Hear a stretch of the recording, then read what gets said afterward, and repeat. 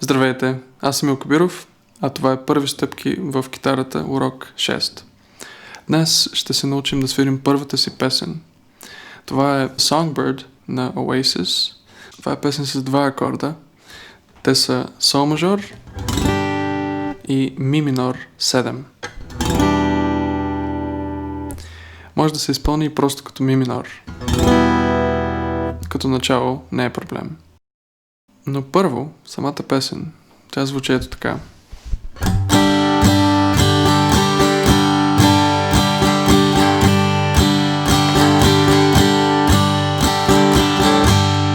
Talking to the songbird yesterday, she flew me to a place not far away.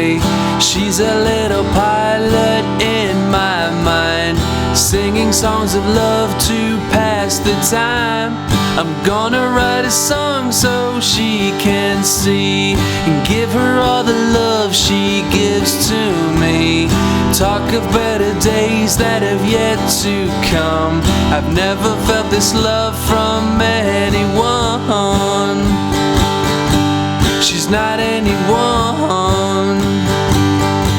She's not anyone. No, she's not anyone.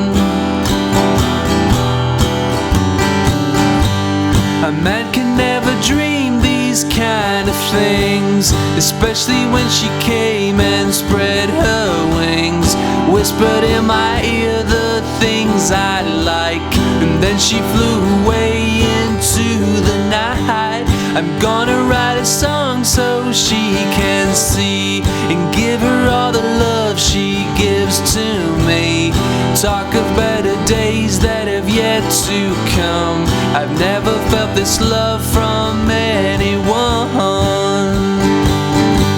She's not anyone. She's not anyone. No, she's not anyone.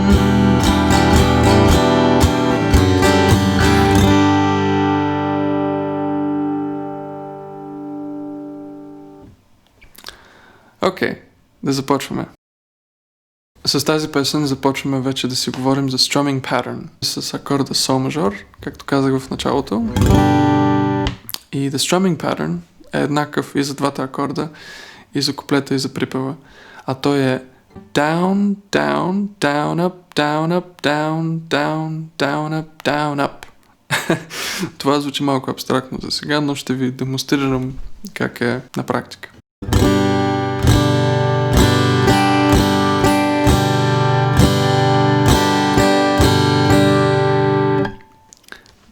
По този начин е. Ето го. Down, down, down, up, down, up, down, down, down, up, down, up, down, down, down, up, down, up, down, down, down, up, down, up. И след това при ми минор. Down, down, down, up, down, up, down, down.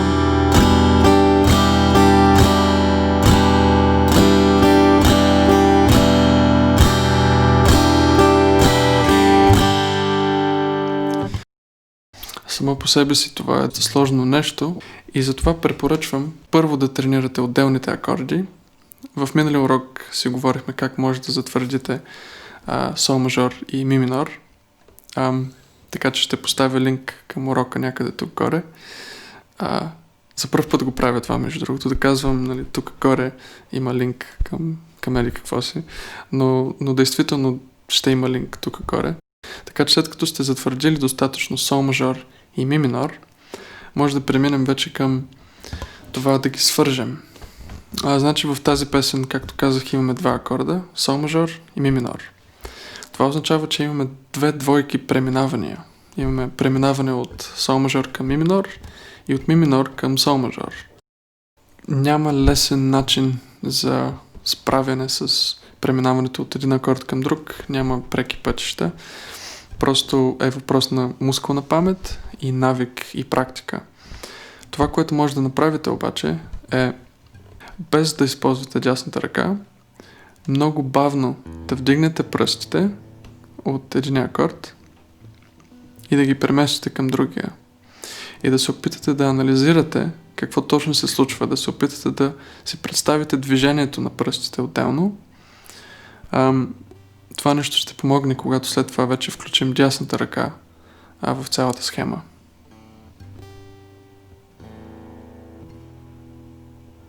Ето по този начин много бавно преминавам от сол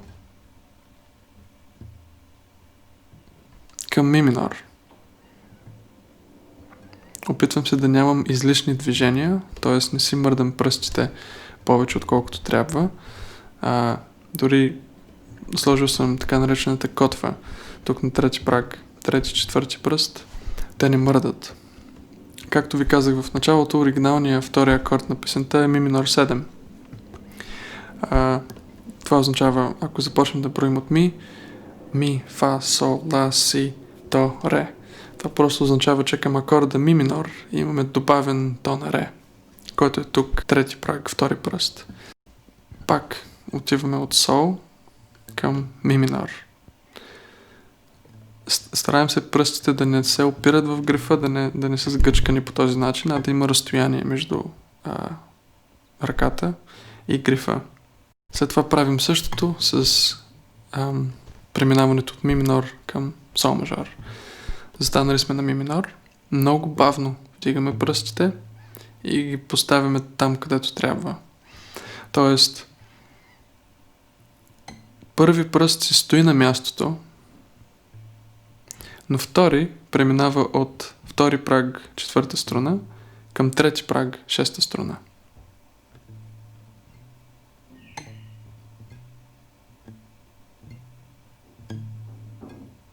Сега ще ви покажа нещо, което приготвих. Използвам един сайт, който се казва Drumbit App. Той е в общи линии онлайн drum machine. Изключително удобен е. Ще сложа линк за него в описанието на видеото. И в този сайт вие може да си създавате patterns. Вие може да си създавате различни битове и когато дойде време да изпълнявате песен като Songbird, вместо да чувате монотонния клик на метронома, вие може всъщност да използвате реален барабанен ритъм, който за мен лично прави нещата много по-музикални. По-приятно е с drum beat, със сигурност. Ще ви покажа това, което съм настроил. Може да си го настроите и вие, или пък да си направите ваш.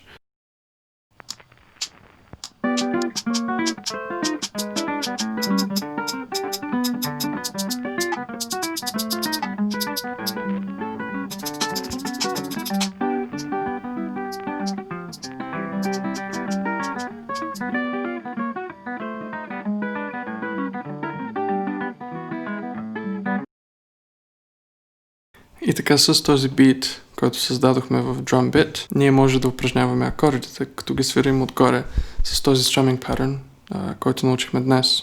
Като начало препоръчвам да се започне само с един акорд. Пускам сега и свиря сол мажор отгоре с 50 BPM.